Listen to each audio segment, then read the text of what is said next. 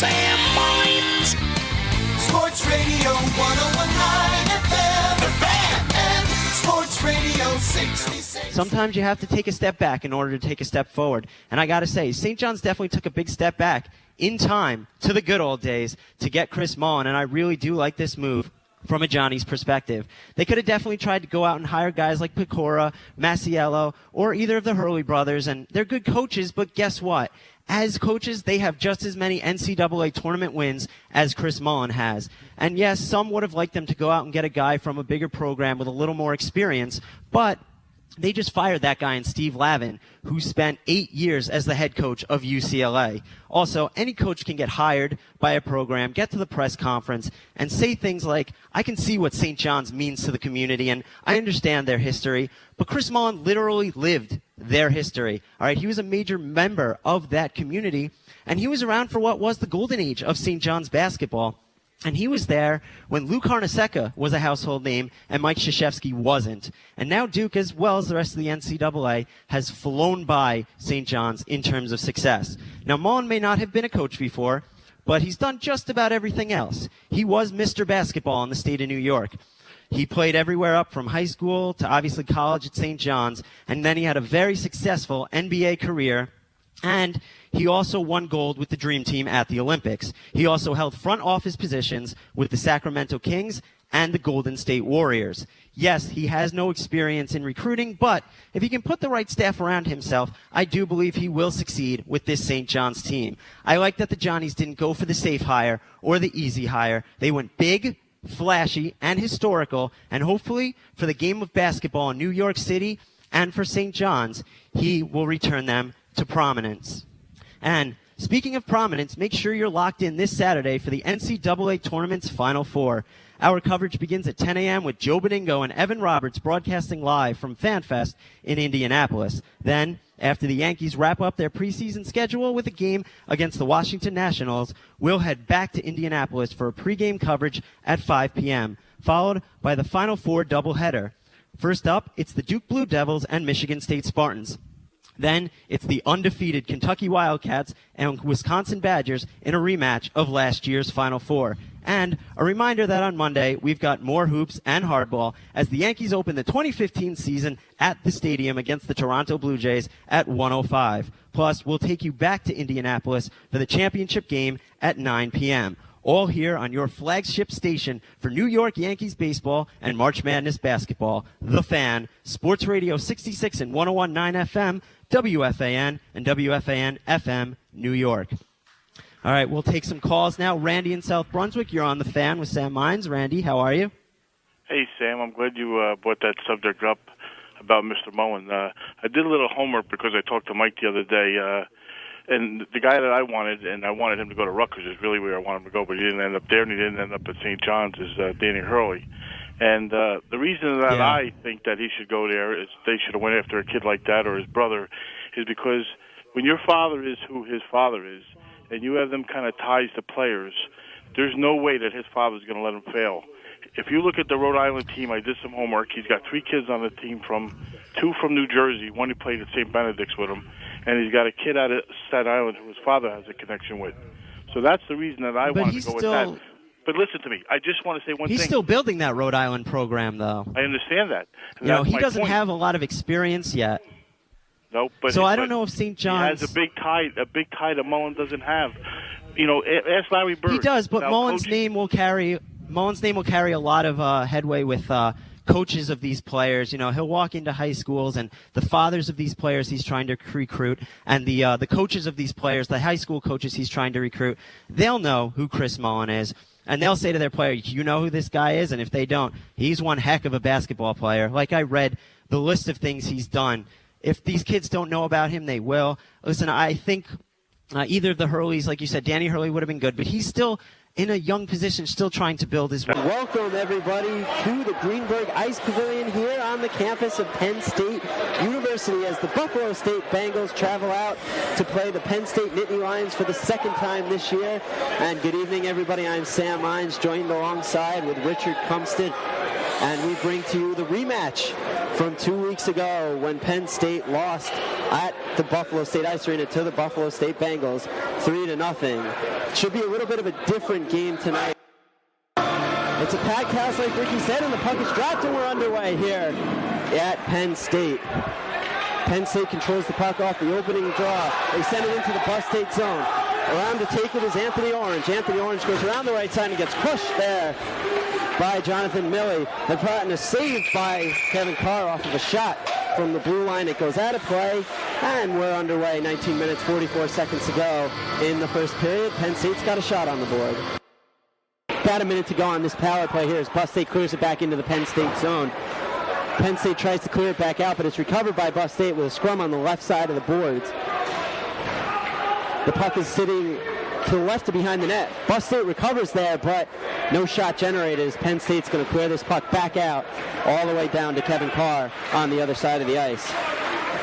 Carr stick handles and leaves the puck where it's going to be number 4, Ben Kramer, who picks it up for the Bus State Bengals, who've got another 35 seconds to go on this power play.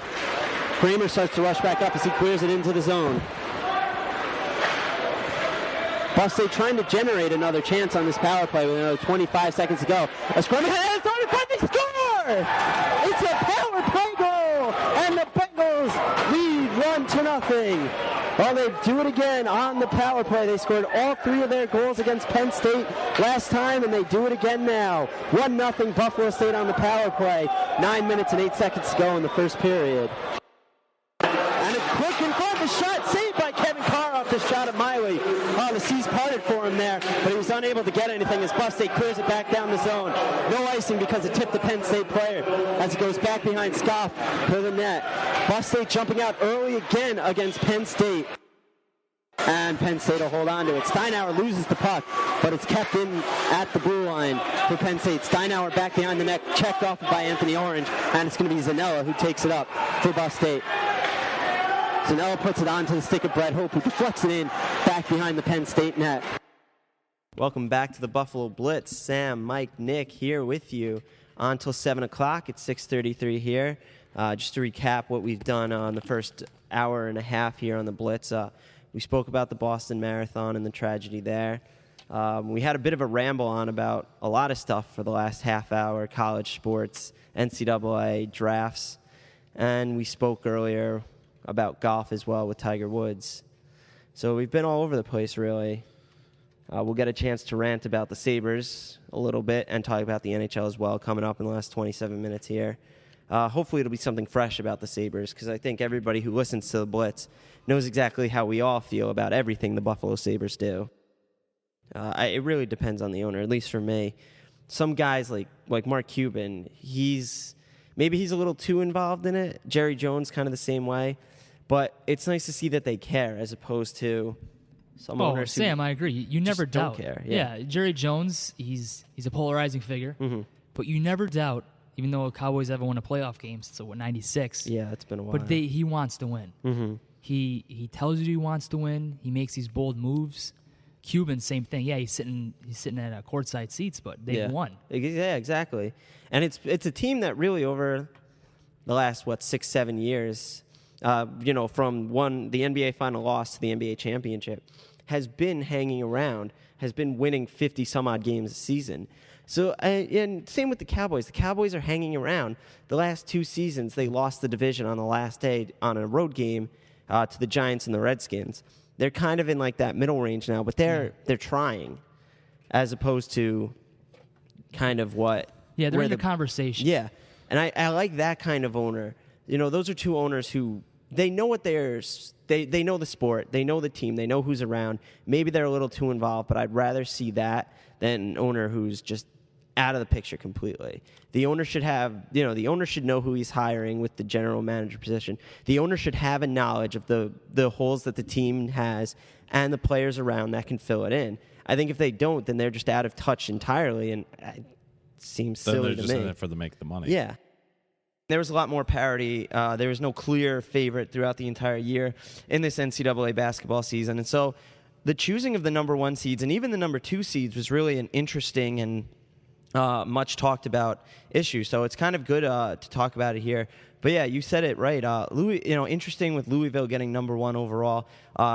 Basically, Indiana not being able to win the Big Ten tournament hurt their chances because they wanted Louisville's spot, which would have taken them into Indiana.